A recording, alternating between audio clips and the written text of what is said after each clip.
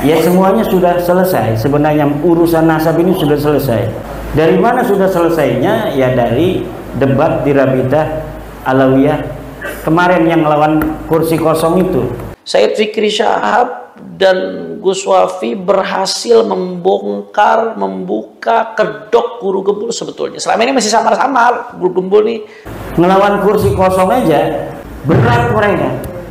Hanya moderator dari orang dia itu mereka susah menjawabnya. Karena memang jawabannya tidak ada. Bukan mereka bodoh. Tapi gara-gara diskusi itu ketahuan dia seorang materialisme barat sejati. Dia seorang liberalis sejati, jadi kebuka jelas. Kalau masalah nasab begini, masalah emas yang ada suratnya apa palsu apa tidak, ya cuma dua. Satu, telusuri surat ini dari toko mana, ada nggak tokonya yang mengeluarkan. Yang kedua, uji di laboratorium, benar apa tidak ini emas. Hanya begitu saja. Itu kalau standar Guru Gembul dipakai. Bukan hanya urusan nasab ini kecil, tapi syariat. Semuanya yang dirontokkan oleh dia. Ada banyak hal sekali yang berkaitan dengan syariat yang akan dikutak-katik seenaknya oleh Guru Gembul. Sekarang saya bawa bukti. Ini kitab abad keempat.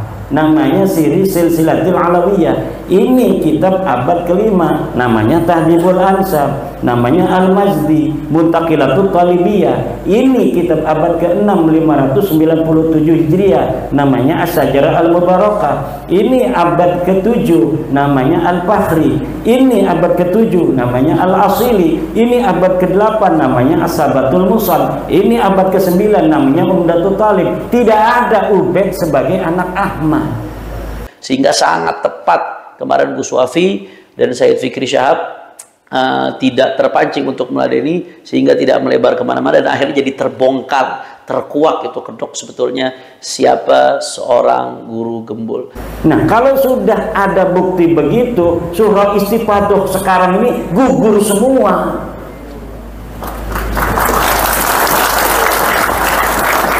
Gugur semua. Diambil darahnya, diperiksa, beda juga dengan turunan Nabi yang lain. Yang udah double itu. Ini perdebatan yang sangat panjang. Sudah sangat bagus dengan tidak terpancingnya Gus Wafi dan Habib Fikri Syahab, sehingga jadi terbongkar siapa dia. Nah akhirnya sampai sekarang dalam kitab itu kata Ustadz Hanif Alatas tuh sudah 180 kitab yang menulis bahwa Ubaid punya ayah namanya Ahmad bin Isa. Kenapa? Ya dari mulai abad 9 itu. Sebelumnya mah nggak ada. Dia tidak tahu kalau sebelumnya orang Irak, orang Iran sudah bikin kitab. Orang namanya Ahmad bin Isa ini aslinya orang Madinah. Dia cucu Nabi itu banyaknya dari kota Madinah. Nanti baru cucunya ada yang pindah. Tapi nggak ada yang namanya Ubaidillah ini pindah kemana? Pindah ke Qum di Iran. Itu ada nanti cucunya Ahmad bin Isa yang pindah ke Qum di Iran. Makanya kemudian yang orang Qum ini nyatet kakek-kakek mereka, keturunan mereka ke atas. Kakek dia namanya Ahmad bin Isa punya anaknya 3 dicatat. Ini orang yang jauh di sana, Yaman. Pada abad selanjutnya 550 tahun kemudian, karena zaman dulu itu nggak kayak zaman sekarang ada YouTube, ada internet, dia nggak pernah ke sana, nggak pernah lihat kitabnya, jadi nggak tahu kalau di sana banyak kitab yang sudah mencatat nama-nama ini. Akhirnya orang Yaman bikin sendiri setelah 550 tahun wafatnya Ahmad bin Isa, bahwa Ahmad bin Isa punya anak namanya Ubaid. Ini yang kemudian kita teliti, karena sekarang kitabnya udah lengkap semua tuh di internet. Beli di pasar kebun yang kitabnya apa namanya, kitab-kitab nasab nggak bakal ketemu. Karena apa? Nggak penting bagi santri. Ngapain kita bin begitu, apa untungnya kan? Tapi kalau untuk peneliti penting. Makanya saya mah langsung mesen habis 3 jutaan kitab aslinya. Jadi PDF-nya punya, kitab aslinya pun punya. Kita beli dari luar negeri. Awalnya waktu pertama nulis saya hanya pakai PDF dari internet, banyak, semua kitab ada itu. Kita bisa masuk ke Leiden lewat internet. Saya pernah ke Leiden di Belanda, ternyata informasi yang ada di perpustakaan Leiden itu bisa diakses di internet. Akhirnya saya hanya mengakses dari internet aja. Kalau bapak-bapak pengen baca surat-surat Utsman bin Yahya kepada Snogronje, lihat aja tuh, masuk ke perpustakaan Universitas Leiden di internet, klik. Yang penting bisa bahasa Inggris, kalau nggak bisa pakai translate. Kemudian cari manuskrip tentang Utsman bin Yahya, keluar semua itu bagaimana surat-suratnya kepada Snogronje. Wahai tuanku yang mulia Snogronje, kalau ketemu dengan gubernur jenderal, tolong sebut nama saya agar saya nanti akan diperhitungkan oleh gubernur jenderal. Begitu, ada itu yang seperti itu dalam bahasa Arab. Karena apa? Orang Belandanya namanya Snogronje ini pinter bahasa Arab. Makanya Utsman bin Yahya nulisnya bahasa Arab. Banyak tulisan-tulisan Utsman bin Yahya, termasuk tulisan pada Syekh Nawawi. Itu bisa dilihat di perpustakaan Universitas Leiden. Tidak usah ke Belanda, cukup di perpustakaan Leiden yang ada di internet. Masuk di situ, ada yang destructed, artinya tidak bisa diakses. Kalau kita belum pernah ke sana harus punya kartu. Kalau saya punya kartunya Universitas Leiden itu. Jadi saya karena pernah ke sana, saya daftar di sana sebagai anggota daripada perpustakaan Leiden. Akhirnya saya bisa mengakses seluruh apa yang ada di internet itu. Tapi kalau kita bukan anggota, ada yang ditutup, dikunci, ada yang bisa diakses. Surat Utsman bin Yahya bisa diakses siapa saja. Tapi kalau untuk manuskrip-manuskrip tertentu, banyak yang tidak bisa diakses, kecuali kita jadi anggota perpustakaan Universitas Leiden Belanda. Begitu. Bayar. Jadi kita daftarnya untuk bayar. Itu walaupun adanya di luar universitas, itu nggak bisa diakses dari internet itu, walaupun begitu dekat. Harus anggota. Hebatnya gitu. Makanya kita harus meneliti di sana. PBNU kemarin mengutus juga salah seorang peneliti ke Universitas Leiden. Saya minta juga surat yang lain, karena saya tidak bisa mengakses surat yang bukan dari Utsman bin Yahya sekarang. Yang bisa diakses surat Utsman bin Yahya langsung dipoto oleh dari teman yang dari PBNU. Selain Utsman bin Yahya, ternyata juga membuat doa untuk Ratu Wilhelmina, namanya Ismail Al-Atos. Itu bikin surat, bikin doa untuk Ratu Wilhelmina, sama saja. Nah, tetapi para hadirin, kembali ke pertanyaannya, saya ini sebenarnya karena tadi digocok-gocok di mobil, jadi mobilnya pakai patwal. Coba dari Pasuruan ke sini, di sana pakai patwal, di sini pakai patwal, nggak bisa istirahat, 140 terus ngok gitu. Jadi masih rada puyeng karena mobilnya nggak bisa berhenti, mau apa nggak bisa, kan pakai polisi, masa kita yang berhenti polisinya jalan gitu. Nah, kita kembali ke tadi ya, belum selesai. Kemudian bukan hanya tidak ada di dalam kitab nasab, Pak.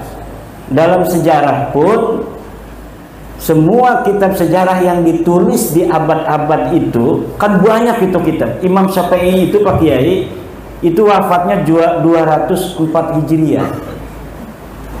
Beliau lahir 150 Hijriah. Kan punya kitab namanya Al-Um, berjilid-jilid. Ibnu Hisham berjilid-jilid kitab sejarah. Itu Ibnu Ishaq aja 80 Hijriah. 80 Hijriah sudah ada kitab sejarah Ibnu Ishaq, kemudian dilanjutkan oleh Ibnu Hisham. Itu di Saudi, di Mesir, di Irak, di Iran banyak kitab sejarah, termasuk di Yaman. Itu di Yaman ada Musallam al-Haji di abad ke-5 ke-6. Itu tidak ada nama-nama keluarga mereka dicatat itu. Katanya imam mujtahid mutlak. Kalau mujtahid mutlak sama dengan Imam Syafi'i. Tapi tidak ada beritanya sama sekali di kitab-kitab sejarah. Ada kitab Tabaqat al-Ulama wal Muluk, As-Suluk fi Tabaqat Ulama wal Muluk.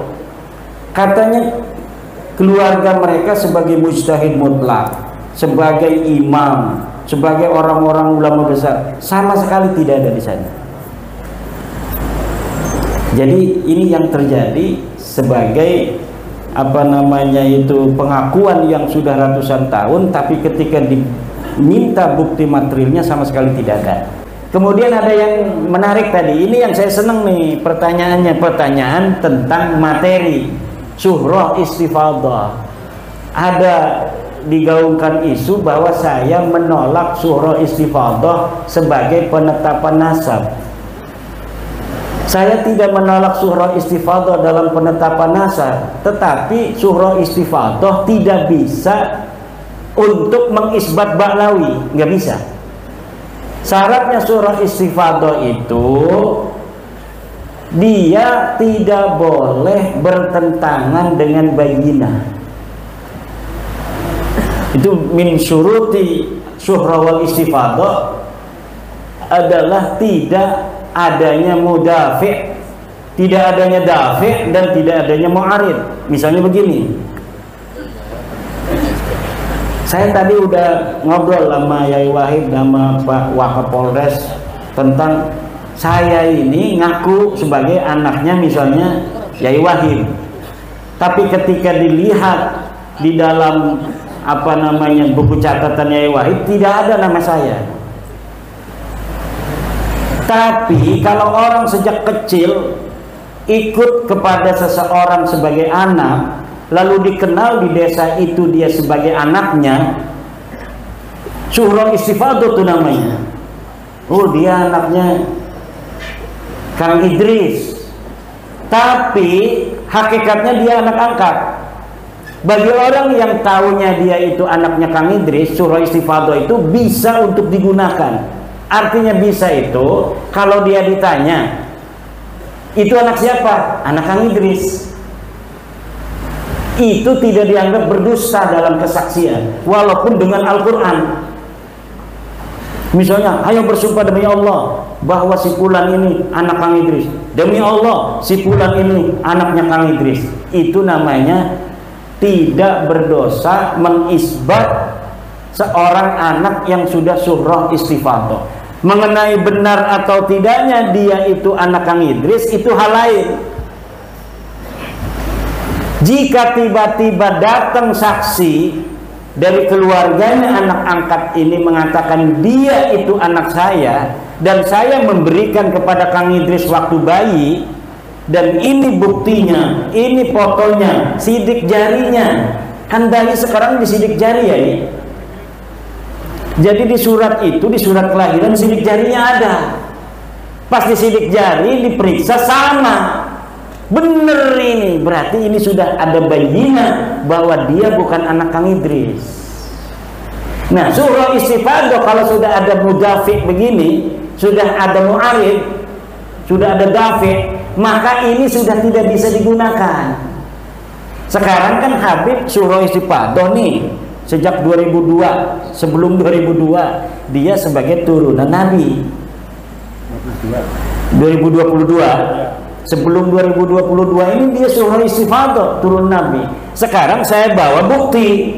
Ini kitab abad keempat, namanya Siri Silsilatul Alawiyah. Ini kitab abad kelima, namanya Tahdhibul Ansab, namanya Al-Mazdi, Muntaqilatul Talibiyah. Ini kitab abad ke-6 597 Hijriah, namanya As-Sajarah Al-Mubarakah. Ini abad ke-7, namanya Al-Fakhri. Ini abad ke-7, namanya Al-Asili. Ini abad ke-8, namanya As-Sabatul Musal. Ini abad ke-9, namanya Umdatul Talib. Tidak ada Ubaid sebagai anak Ahmad. Nah, kalau sudah ada bukti begitu, surah istifadah sekarang ini gugur semua.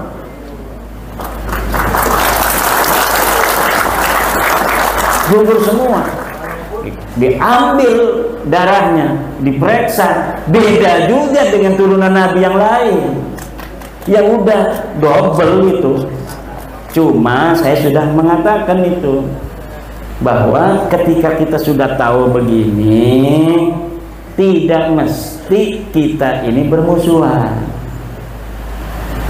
Kalau dirinya sendiri mereka ini mau mengaku sebagai cucu Nabi, ya silakan aja. Ada yang ngajak mubahalah sama saya, namanya Agus Abu Bakar Al-Habsyi. Hai mubahalah, siapa yang kenal laknat Allah? Nggak mau saya. Kenapa? Saya kalau bermubahalah dengan yang sudah jelas begitu, saya zalim hukumnya. Orang saya sudah tahu kok. Kayak tadi tuh, orang tuanya ini, orang tuanya kan yang ngomong sama anaknya ini, kamu bukan anaknya Kang Idris, kamu anak saya. Nggak mau, saya anaknya Kang Idris. Mubahalah, siapa yang dapat laknat Allah? Jelas ibunya ini nggak bakal mau. Karena ibunya tahu ini anak dia. Kalau dia mau mubahalah, anaknya yang akan celaka. Saya kepada habaib itu begitu. Tidak mau saya melihat habaib itu membawa-bawa nama anak keturunannya untuk celaka. Tidak mau saya. Tapi kalau untuk hanya dia saja misalnya, mungkin lama-lama akan saya layani tuh kalau dia maksa-maksa terus. Kalau dia maksa terus, ayo kita mubahalah, boleh, tapi jangan bawa anak cucu. Anak cucu yang gak berdosa ke bawah-bawah nanti.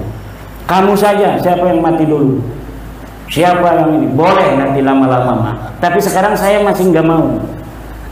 Kenapa? Karena memang itu bukan tujuan saya untuk membuat mereka itu menjadi orang terlaknat. Bukan. Saya hanya kasih tahu ini kewajiban ilmiah. Bahwa saya tahu kamu bukan cucu Nabi. Wow, kamu pemecah belah umat, kamu unyil, kamu Yahudi pesek. Nanti dulu, jangan marah-marah. I love you. Aku cinta padamu. Kalau aku tidak cinta kepadamu, akan saya biarkan aja, biarin aja dia. Tapi selain aku cinta padamu, aku juga cinta kepada putra-putri Nusantara yang dengan oknum-oknum yang banyak itu mengaku-ngaku cucu Nabi, menjadikan saudara-saudara saya putra-putri Nusantara banyak yang dizolimi.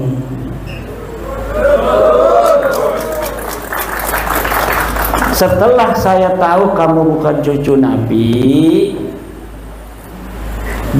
dan masih banyak saudara-saudara saya yang mengakuinya, walaupun dengan mengakuinya itu mereka rugi dunia akhirat, kewajiban saya untuk mengatakan dan merayu, mendakwahi, menasehati, mewasiati saudara-saudara saya, mereka bukan cucu Nabi.